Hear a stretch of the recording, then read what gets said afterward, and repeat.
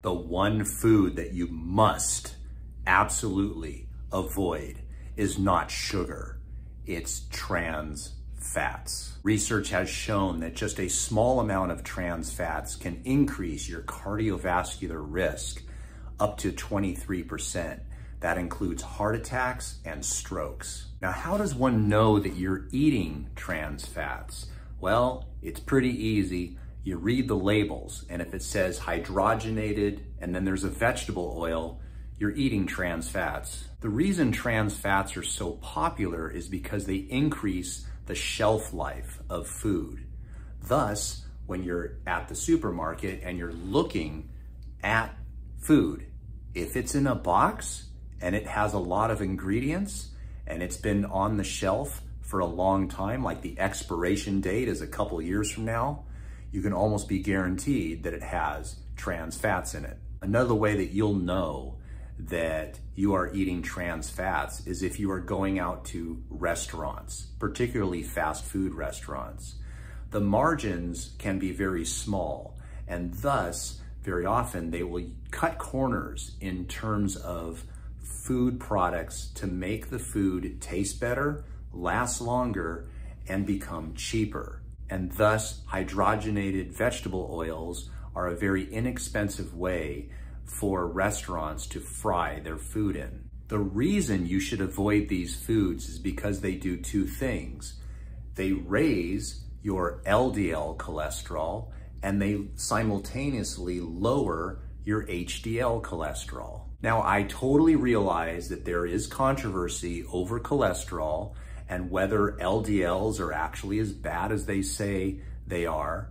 However, there are some diets that almost on purpose will raise your LDL cholesterol.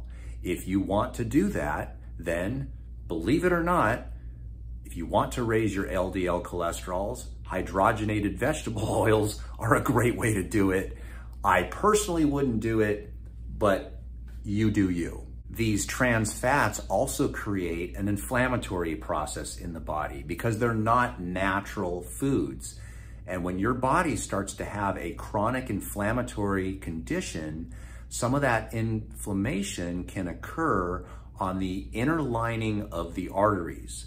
When the inner lining of the arteries have chronic inflammation, then it's more likely that plaque is going to form as a reactive force to that inflammatory process. Lastly, trans fats have a contributing factor towards insulin resistance, which is the pre-diabetic state for type 2 diabetes.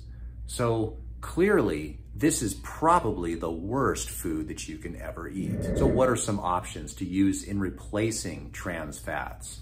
There's extra virgin olive oil, there's avocado and avocado oil, there's seeds and nuts, and fish oil. All of these things I just mentioned, if you're eating more of those in your diet, will do the opposite. They will raise your HDL and lower your LDL. In addition to that, many of these oils I just mentioned, when they have omega-3 fatty acids, monounsaturated fats, and polyunsaturated fats, will reduce inflammation. So they improve all the markers of your blood tests. If you do go out to restaurants, some restaurants advertise that they don't use any trans fats and have more healthy options where they do offer extra virgin olive oil, and you can have food that has natural avocados in it with nuts, and maybe order fish. These are the restaurants that you want to go to. If you're looking for a way to lower your blood pressure in particular, right at the end of the video on this side, I'll have a box. You can click that box. It's my complete guide to lowering blood pressure.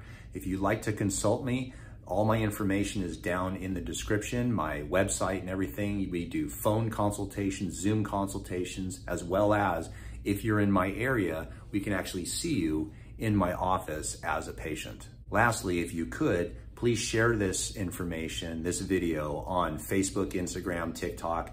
That way this information can get out and maybe we can get lots of people to stop eating the most dangerous food out there.